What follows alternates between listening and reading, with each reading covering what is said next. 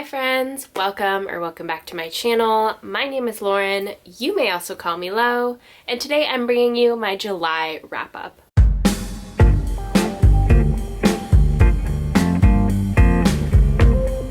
So thank you so much for being here. I hope you're doing well, and let's get on into it. Starting with my usual stats, in July I read a total of 6 books and 2,323 pages. That's definitely less than normal for me. This was a really chaotic month. I moved. I don't know if you can tell because my setup is largely the same, but I'm in a different house and that was a lot of planning and a lot of effort and just a lot of time. We also traveled to Seattle kind of in the middle of our move, so things have just been chaotic and hectic. And the fact that I read 6 books is honestly pretty impressive. I'm pretty happy with that, even though it's not kind of my usual number. 6 books is still really good.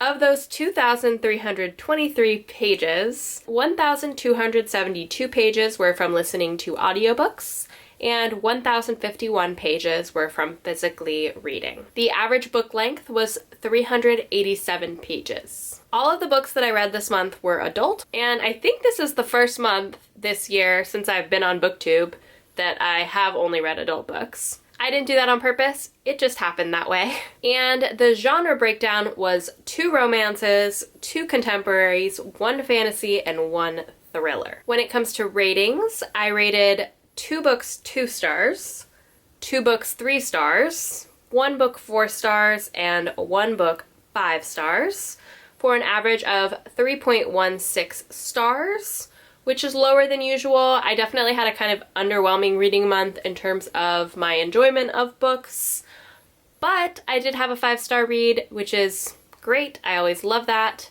As you probably know, I'm pretty stingy with my 5 stars, so I definitely got a favorite book out of this month, which is great. So the very first book that I read was People We Meet on Vacation by Emily Henry. If you don't know, Emily Henry is a pretty well-known, at this point, romance author. This is a romance book, and it is my second Emily Henry book that I've read. I read Beach Read, I want to say in May, and I gave that 4 stars. I really enjoyed it. That one is an enemies to lovers romance, and this one is a friends to lovers romance. So we're following Poppy and Alex, who are best friends and have gone on a vacation together every single year for a very long time. But 2 years ago, things went wrong and the two haven't spoken since. Poppy is a very successful travel writer, and she feels like she has her life in order and she should be happy, but she's not because she's missing her best friend. So she invites Alex on a kind of last-ditch effort vacation so that they can kind of repair their friendship and things kind of blossom from there. I expected to like the friends to lovers romance more than the enemies to lovers romance, but it turns out that I liked the enemies to lovers more. For some reason, the friends to lovers kind of arc, I guess, didn't like flow as well for me and didn't make as much sense for me, which is weird. It's not what I expected. But I'm relatively new to romance, so I'm kind of learning what I like and what I don't like. And while I won't say that I disliked this book, I actually did enjoy it. I enjoyed it slightly less than Beach Read. So I ended up giving this one 3.5 stars. The next book I finished in July was Notes on an Execution by Danya Kukafka, which was a major vibe change from People We Meet on Vacation. So this book is marketed as a thriller, but I'm going to go ahead and tell you that it's not a thriller. I don't think it's a thriller. This is more like suspenseful literary fiction, and it certainly was nothing like what I expected it to be. This book follows a man named Ansel Packer, who is a serial killer on death row, and we follow his perspective in the present, in the last few days of his life leading up to his execution. At the same time, we're following various women in Ansel Packer's life kind of in the past. And all of their perspectives kind of tell us about Ansel's past, and together kind of create a very vivid portrait of who Ansel Packer really is. This book was absolutely phenomenal, in my opinion. This book doesn't shy away from Ansel Packer's guilt and the fact that Ansel Packer has done horrible, awful things in his life. And while it's very clear to the reader that Ansel Packer has done these horrific, awful things, the book also does such a good job of humanizing him and creating this very multifaceted, kind of complex person. And for me, I was very conflicted because while on one side he'd done these awful things, I still didn't want him to die, and I still really cared about him. And I think this book ultimately is commentary about the death penalty in the United States, and I think it just does a really, really good job of exploring that in a very deep, moving, thought-provoking way. Again, I absolutely loved this. I would highly, highly recommend it, but with the caveat that it's very heavy and it's very sad at times. I would only read it if you feel that you're in the right headspace for a book like this. It's a very kind of like emotionally difficult book. With that said, if you feel that you're in the right headspace, I highly, highly recommend this book. I absolutely loved it, and it was an easy 5-star read for me. Next, I returned to romance, and I read The Kiss Quotient by Helen Huang. This book is a booktube darling. Every romance booktuber has read this, and lots of non-romance booktubers have read this. It feels like it's really made its rounds at this point, and I'm just slowly delving into romance, so I decided to pick this one up. And boy, was this not what I was expecting. I feel like I've said this over and over, but it's true. I feel like I started a lot of books this month with certain expectations, and most of them did not conform to those expectations necessarily. So this book follows Stella Lane, who is a econometrician. She's very, very good at her job, and she's also neurodivergent. And she has had very little experience in her life in the romance department, and she's kind of ready to find love, so to speak. So she decides that in order to be ready for a relationship, she needs practice. So she hires a male escort named Michael to kind of teach her romance, teach her how to be in a relationship. But the two of them start to fall for one another. This book, I was expecting, I mean, look at the cover. Like, I was expecting this book to be kind of a fluffy rom-com type of book. This book's mostly smut. And smut, like, isn't really my thing. Like, I don't seek smut out. I certainly probably wouldn't have picked this book up had I known that it was mostly smut. But I did really like Stella, and I did really like Michael, and I liked their story.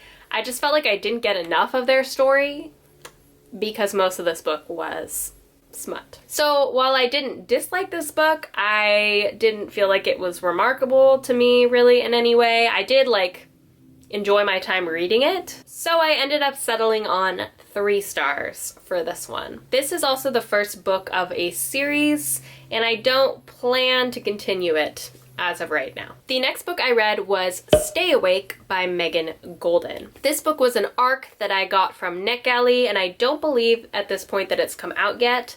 I think it comes out in mid-August. And I did an entire dedicated reading vlog for this book, which is the video directly before this one. So I'm not going to talk about it too much.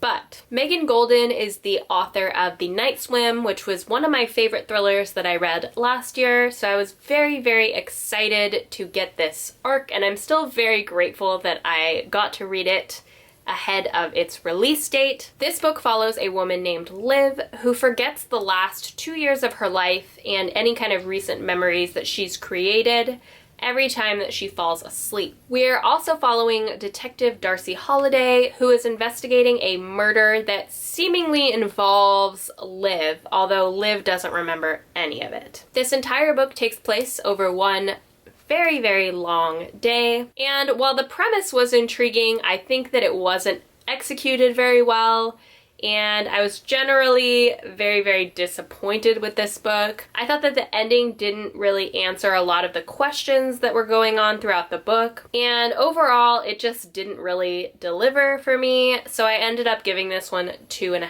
stars. If you'd like to hear more thoughts on this book, check out my NetGalley reading vlog. The next book I read in July was A Court of Wings and Ruin by Sarah J. Maas. This is the third book in the A Court of Thorns and Roses, or ACOTAR series, and I'm just really happy that I finally read this.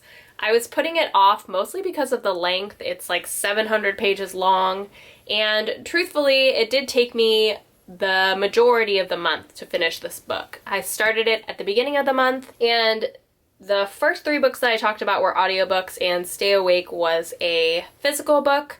But I was working on this pretty much the whole time that I was reading all of those other books. I'm not going to go into a summary for this because it's the third book in a series and I don't want to spoil anything, but I did really, really enjoy this book. I didn't like it as much as the second book in this series, A Court of Mist and Fury. I gave that book 5 stars, and I gave the first book 4 stars, but I still loved returning to this world. I loved returning to these characters. I thought a lot of the developments in this book were really, really great. I really liked that Feyre's sisters, Nesta and Elaine, were more kind of involved in the story and that we got to know them better. And I did really enjoy it. But I will say that this book did drag for me. I didn't read it nearly as fast as I read the other ones. And granted, those ones are a little bit shorter, but I feel like this did drag a little bit, and so I ended up settling on a 4.5 for this one. Still, obviously, really, really enjoyed it. Didn't quite hit the same mark as A Court of Mist and Fury for me. And finally, the last book that I read in July was Fiona and Jane by Jean Chen Ho. This is another kind of literary fiction type book, but this is a collection of short stories that together kind of tell the story of these 2 Taiwanese American women from childhood to adulthood as they navigate friendship, their sexuality, their identity, and all sorts of kind of coming of age themes. This book did not really work for me, unfortunately. I thought that this book was really going to center on the friendship between Fiona and Jane, and I think I went into this book really wanting a story about like a very strong female friendship, and this book didn't explore that aspect of Fiona and Jane's lives in the way that I wanted it to. For most of the book, Fiona and Jane are kind of like not talking, or kind of like they've kind of grown apart, and it really focuses on each woman's kind of relationship and sex life more than it does on friendship, which is, again, what I wanted from this book. The kind of relationship and sex life aspect of this book didn't interest me tremendously, and I found myself kind of losing interest in this book to the point where I couldn't really remember who certain side characters were, and I just stopped caring about what was going on. So while I did read it, I just was bored and I didn't really care about it. So I can't really give this one anything other than a 2-star. I'm not giving it a 1-star because I think that the writing in this is actually really beautiful. The story, the content just didn't do much for me. So 2 stars, unfortunately. That's it for the books that I read in July. I actually, at the end of July, was most of the way through 2 additional books, and I have since finished those books. So I'll quickly just mention what those were. The first one was Book of Night by Holly Black, and the second one was The Charm Offensive by Alice Cotran. So look out for both of those books in my August wrap-up. So that's it for this video. If you're new to my channel, please consider liking this video and subscribing. I put 1 bookish video out every week, sometimes 2, if I can pull it off. If you're still here, thank you so much for being here. I always really appreciate it, and I will see you next time.